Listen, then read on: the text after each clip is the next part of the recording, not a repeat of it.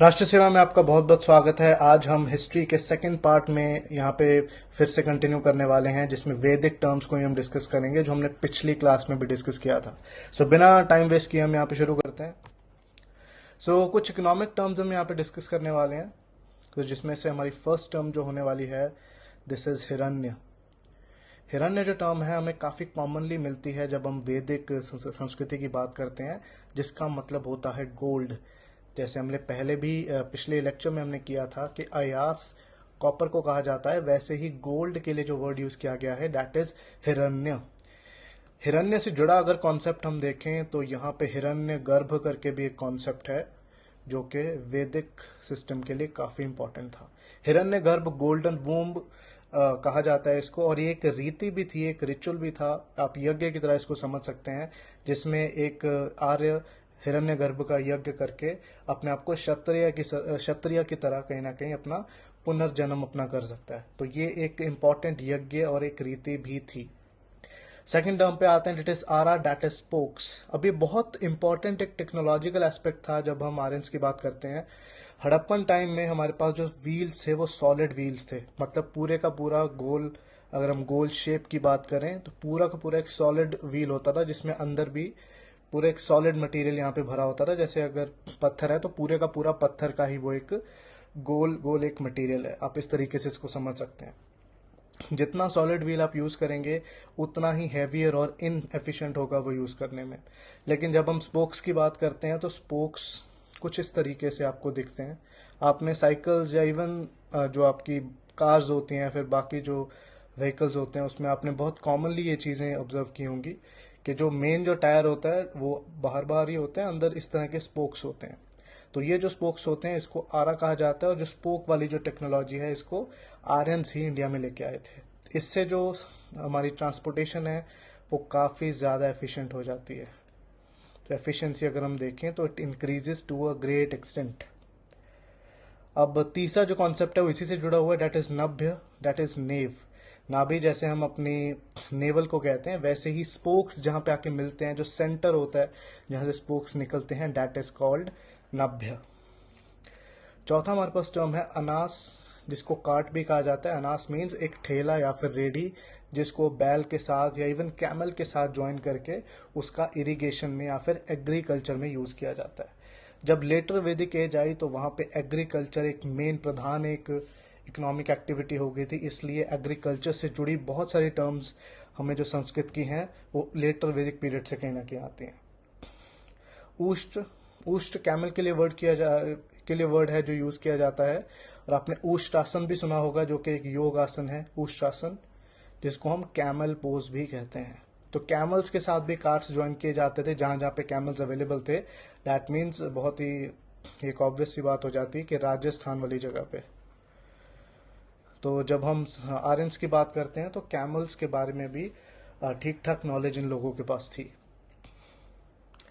Next term आती है six, that is अवात। ये कुएं के लिए टर्म यूज की गई है।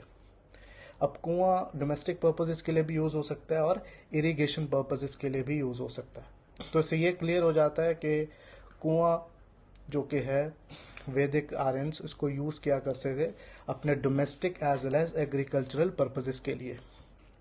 और वैसे भी अगर आप इंडिया या फिर पूरे इंडियन सब कॉन्टिनेंट को समझने की बात करें तो इंडियन सब कॉन्टिनेंट एक ऐसा एरिया रहा है जहां पे बिल्कुल भी हम पानी की कमी हमने ट्रेडिशनली फेस नहीं करी है। हम आज की बात तो नहीं कर रहे हैं, आज तो ड्यू टू ओवर पॉपुलेशन बहुत दिक्कतें आ जाती हैं, लेकिन पास्ट में हमें ये चीजें नहीं फेस करनी पड़ी हैं।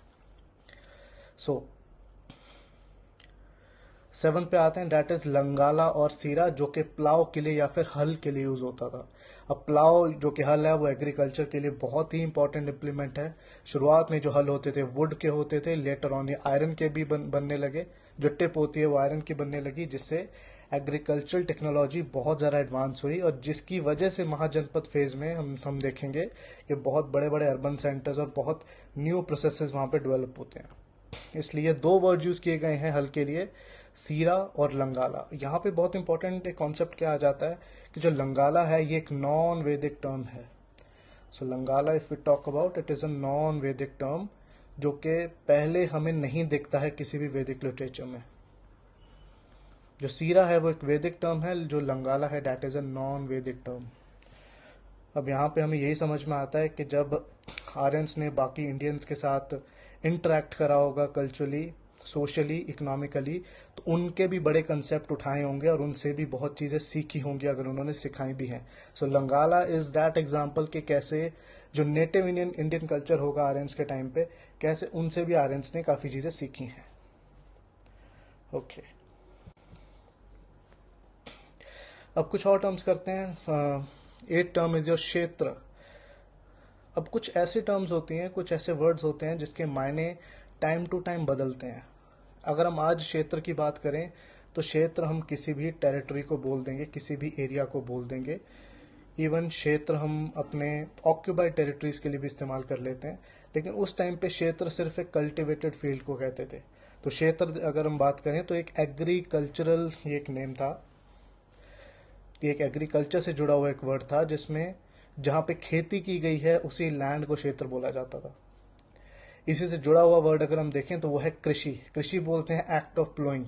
जब हम खेती के लिए जोतते हैं खेत को, प्लॉइंग का एक्ट करते हैं, जिसको जोतना बोलते हैं, उसको कृषि कहा जाता है। और ये जो वर्ड है हम कृषि या फिर कृषक, किसान के लिए आज भी यूज करते हैं। तो इनमें से कुछ वर्ड्स हैं जो आज भी पॉपुलर हैं, हालांकि बाकी वर्ड्स के मायने हैं वो काफी हद तक बदल गए हैं। यू हैव टू रिमेंबर, ये जो वैदिक टर्म्स हम यूज कर रहे हैं ये आर्केक संस्कृत है, ओल्ड संस्कृत है, जिसके बहुत वर्ड्स के जैसे हमने अभी बात की मायने बदल गए हैं, उनके मतलब भी बहुत डिफरेंट हो गए हैं। So this is archaic Sanskrit, जिसको हम ओल्ड संस्कृत का भी टैग कहीं ना कहीं दे सकते हैं, जो कि क्लासिकल संस्कृत से थोड़ी सी अलग थी। ओके, 10th वर्ड इज आयास तप। आयास हमने किया था कि अयास कॉपर को कहा जाता है। अयास ताप या फिर अयास तप हम किसको कहेंगे? कॉपर स्मेल्टर को। तो जब कॉपर आर्यंस के पास था तो कॉपर को स्मेल्ट करने की टेक्निक भी इनके पास होगी, कॉपर को स्मेल्ट करने वाले आर्टिजन या फिर कारीगर भी इनके पास होंगे। तो एक इंपॉर्टेंट वर्ड है जो कि एक डिफरेंट प्रोफेशन को यहाँ पे शो करता है, दैट इज कॉपर स्मेल्टर। तो अयास तप वो है जो कि कॉपर को बनाने का काम करता है, कॉपर की स्मेल्टिंग करता है, जिसकी वजह से कॉपर के डिफरेंट ऑब्जेक्ट्स यहाँ पे बनाए जा सकते हैं। 11th वर्ड यहाँ पे होगा वीवर। वाया इज वीवर। वाया, ये वायु नहीं है, वाया, वायु हवा के लिए या फिर पवन के लिए यूज होता है वर्ड। वाया is weaver, so it is different from वायु। अगर हम यहाँ पे कंपेयर करें, वायु से काफी डिफरेंट वर्ड हो जाता है। सो वीवर इज जिसको हम बुनकर कहते हैं, जो हमारे क्लोथिंग इंडस्ट्री से जो जुड़ा हुआ है, वीवर इज बुनकर। तो वाया बेसिकली ऐसे बुनकर थे जो कि वुलन इंडस्ट्री से जुड़े हुए थे। तो यहाँ पे बात फिर से एक क्लियर हो जाती है, और चीज़ें यहाँ पे सामने आती हैं कि कॉटन और वूल इंडस्ट्री दोनों ही बहुत प्रोमिनेंट इंडस्ट्रीज रही हैं एंशियंट टाइम से। इनफैक्ट इंडिया का बहुत ज़्यादा बोलबाला था जब हम कॉटन और इवन वुलन प्रोडक्ट्स की बात करते हैं, स्पेशली कॉटन। और यही चीज़ हमने कहना कि हड़प्पन सिविलाइजेशन में भी हम अगर उनको पढ़ें तो वहाँ पे भी चीज़ें ऑब्जर्व कर सकते हैं। ओके, अब हम कुछ डिफरेंट वर्ड्स यहाँ पे पढ़ने वाले हैं मिसलेनियस, जिसमें कुछ लिटरेरी वर्ड्स होंगे, साहित्य के जुड़े वर्ड होंगे, कुछ रिलीजन से जुड़े हुए वर्ड्स होंगे। तो उनको हम स्ट्रेट अवे यहाँ पे एनालाइज करते हैं। अरण्यानी, जिसको हम बोलते हैं गॉडेस ऑफ फॉरेस्ट।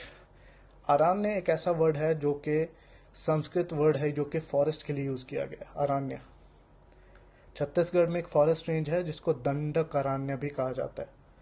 दंडक अरण्य, अगर आप मैप में देखेंगे तो आपको वहां पे मिल जाएगा इजीली। सो दंडक अरण्य, वहां पे अरण्य जो है फॉरेस्ट है।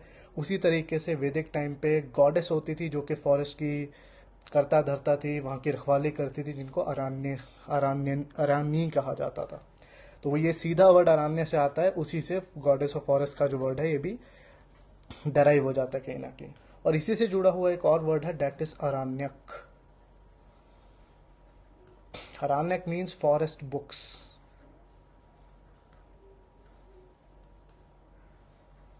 ये वेदा से जुड़ा हुआ बहुत इंपॉर्टेंट टेक्स्ट है, वैदिक साहित्य का बहुत इंपॉर्टेंट पार्ट है, जिसमें कुछ ऋषि मुनियों ने रीति रिवाजों को, यज्ञों को, मंत्रों को डिस्कार्ड करना शुरू कर दिया और फॉरेस्ट में जाके मेडिटेशन और हायर नॉलेज की बात करनी शुरू कर दी। तो आरण्यक बड़ी इंपॉर्टेंट एक यहाँ पे टेक्स्ट आती है, जिसके आगे फिर उपनिषद भी डेवलप होंगे जो कि टोटली फिलोसॉफिकल होंगे।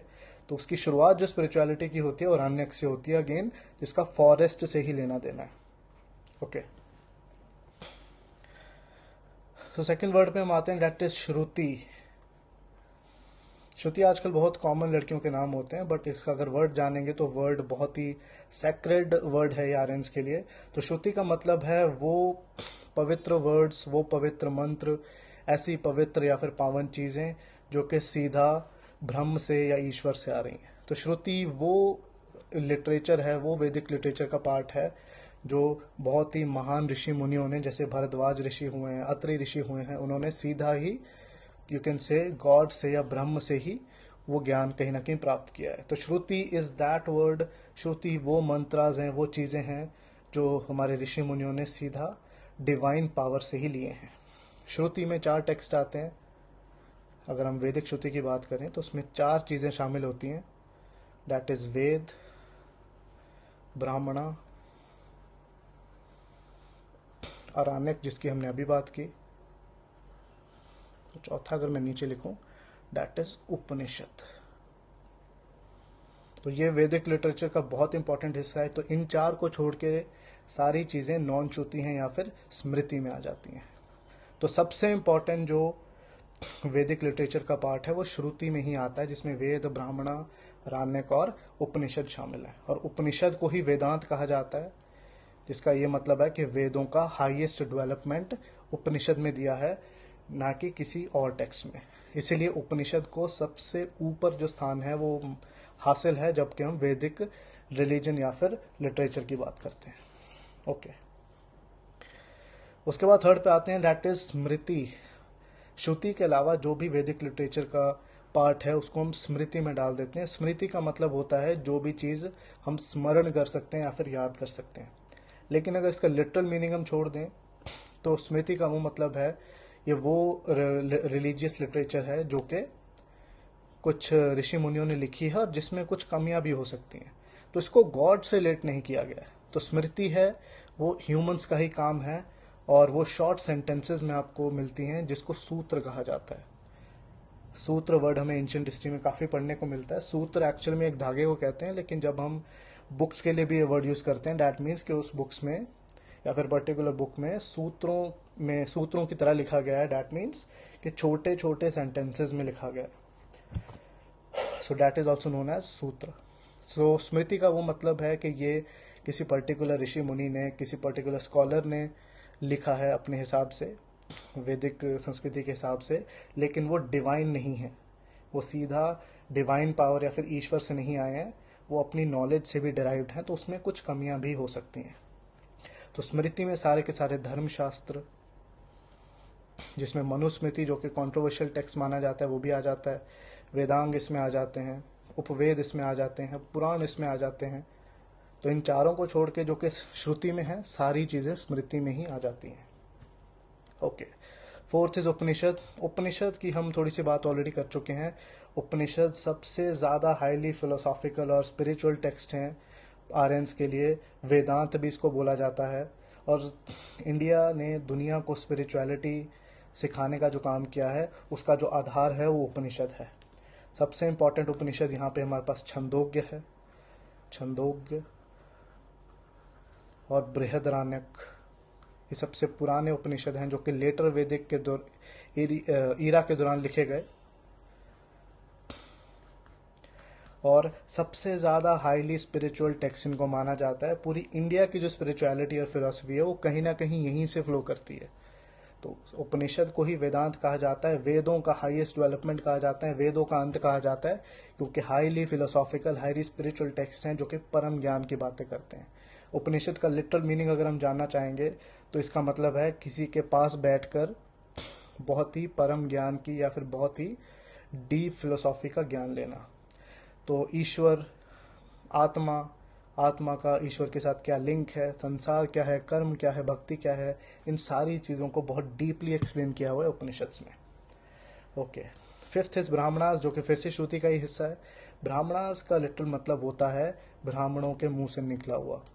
तो ये ब्राह्मणा और ब्राह्मण जो वर्ण है उससे अलग है। बहुत लोग ब्राह्मणास और ब्राह्मण जो वर्ण है उसमें कंफ्यूज हो जाते हैं, पर यहाँ पे आपने ध्यान रखना है कि ये जो ब्राह्मणास हैं वो लिटरेचर का पार्ट है, कहीं ना कहीं लिटरेचर का ही वो पार्ट है।